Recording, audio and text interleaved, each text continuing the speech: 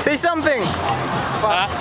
First time ko nakakita ng F-16 ng Glanty. A-E-O. Oh, look at that! Wala lang! Andito na po tayo ngayon. Oh, nakita.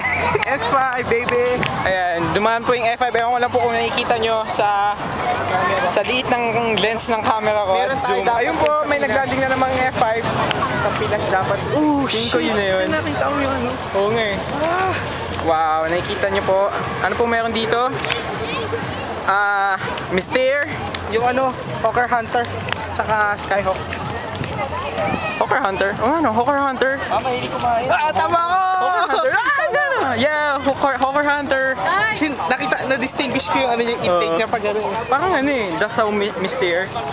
And we have an TA4S. Yes. Trainer. We have UH1H. CDs. Picture na. Lots of people here taking pictures.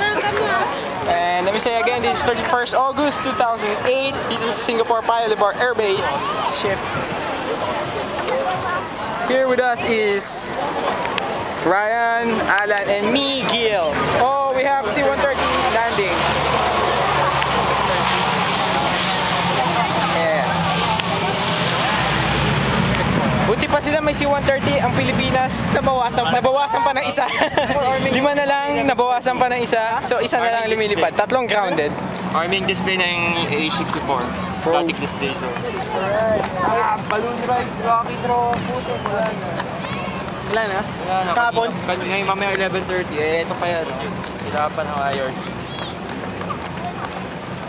F16 arming display, F5 arming display. Okay, ano meron na din? Kaso walang Balloon ride.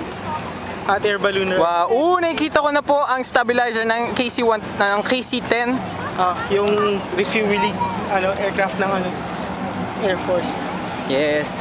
Na mayroong mission sa Baghdad para sa support ng Iraqi freedom. Makabalik lang ata sila. Okay. Maliit lang pala yung landing strip niya. Oh, mayroon uling lilipad! Woo! Ang Air Force po ay nagsusunog ng gasolina. Buti pa sila. Pare, Holy shit! shit man. Gil, Block 52! pare, Okay, meron na pong magta-take off. May nagta-taxi po, 2 F-16 at 2 F-5. Siguro second lipad na nila. F-16. F-16 tsaka F-5. Yung first batch F-16, second batch. Mukhang malabo po sa focus ng camera, ngunit nandyan po sila. Paniwalaan nyo ako, nandyan sila. Nagta-taxi na sila galing sa lipad kanina.